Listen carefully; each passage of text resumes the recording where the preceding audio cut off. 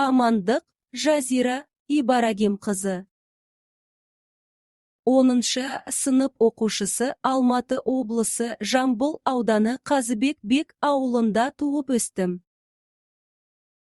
Бүгінгі жоба жұмысының мақсаты: ортағасырлық қалалардың, тайпаларының өмірін, тұрмыс тіршілігін, өнерін танып біліп, түсініп, насихаттау.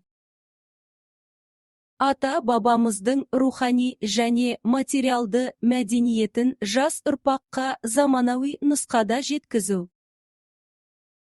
Ұрпақтар сабақтастығын сақтай отыра, жаңа технологияларды туристік бағытта пайдалану. Жұмыстың өзектілігі: эксперименталды археология мектеп оқушыларына, студенттерге, жалпы тарихқа, өнертану, қолөнер, ұсташылыққа қызығушылығы барларға арналған.